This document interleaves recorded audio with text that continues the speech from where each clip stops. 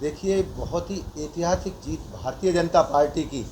जो ऐतिहासिक जीत हुई है, तीसरी बार प्रचंड जीत है, प्रचंड बहुमत से भारतीय जनता पार्टी की सरकार बनी और सरकार में नायब सैनी मुख्यमंत्री के नेतृत्व में चुनाव लड़ा गया। उनको दूसरी बार मुख्यमंत्री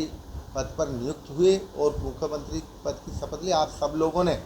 देखा है देश के अंदर जिस प्रकार से माहौल बना और जिस प्रकार से भारतीय जनता पार्टी के मुख्यमंत्री का और मंत्रियों का शपथ ग्रहण समारोह पंचकुला में हुआ,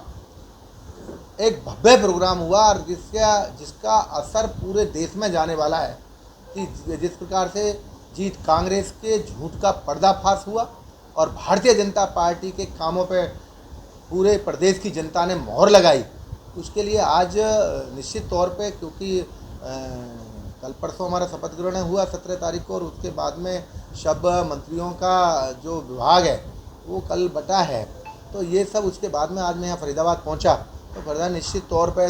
जैसे ही सरकार बनी है, सरकार बनने के बाद में जो नायब सिंह मुख्यमंत्री ने वायदे किए थे उनको तुरंत 24,000 बच्चों को, ऐसा मुख्यमंत्री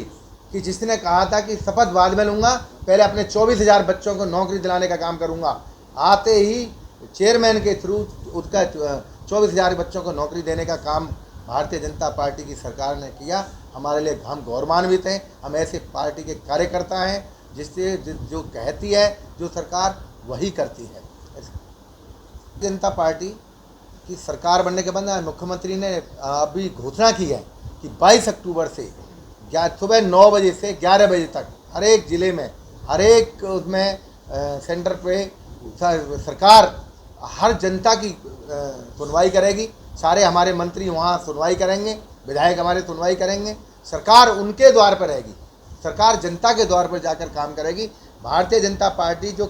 कहती है वो करके दिखाती है। और एक बहुत बड़ा मैं आप एससी भाइयों को मैं बताना चाहता हूँ, प्रदेश के अंदर जो भारतीय जनता पार्टी ने वायदा चुनाव से पहले किया था कि हम अपने आरक्षण के अंदर आरक्षण देंगे, जो एक बिरादरी को आरक्षण का फ़ायदा मिलता था और दूसरे गरीब भाइयों को नहीं मिलता था, सरकार ने वो अपनी कथनी पूरी करके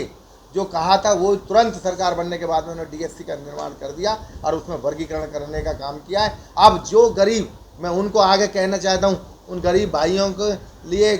शान से जीने का मौका मिला है, शान से अपने काम करने का मौका मिला है कि अब उनका फ़ायदा भी आरक्षण के माध्यम से उनको फ़ायदा मिलेगा। और जो उत्थान है, जो एक हमारा एससी के कुछ भाई पीछे ही लुढ़के जा रहे थे जिनका फ़ायदा आरक्षण का नहीं मिलता था, उनका भी अब आरक्षण का फ़ायदा मिलेगा। निश्चित तौर पर बहुत ही एससी समाज में भी बहुत खुशी का माहौल है। कल मैं एक वाल्मीकि जयंती में बल्लभगढ़ के अंदर कार्यक्रम था, वहाँ गया था, बहुत ही उत्साह और खुशी का माहौल है कि भाई जो इस सरकार ने कहा है वो करके दिखाया है। नायब सैनी जी ने जो पहले पिछड़े वर्ग के लिए जो अपना क्रीमी लेयर का वो था वो भी उन्होंने अपने आप करके दिखाया। यानी भारतीय जनता पार्टी का सिपाही जो आज मुख्यमंत्री की सीट पर बैठा है, निश्चित तौर पर गरीब का बेटा है, उसे पता है कि गरीब के घर में कैसे दिया जलता है, कैसे उसे खुशी का माहौल बना सकते हैं, कैसे गरीब को हम उत्थान कर सकते हैं, कैसे हम इस प्रदेश को उन्नति के मार्ग पर चला सकते हैं। ये इसके लिए आज एक बेसिकली बहुत ही, मैं कहता हूँ, ऐसा मुख्यमंत्री हमें मिला है। निश्चित तौर पर ये 5 साल की सरकार नहीं, निश्चित तौर पर 15 साल तक भारतीय जनता पार्टी की सरकार चलने वाली है। ऐसा माहौल प्रदेश के अंदर तैयार हुआ है।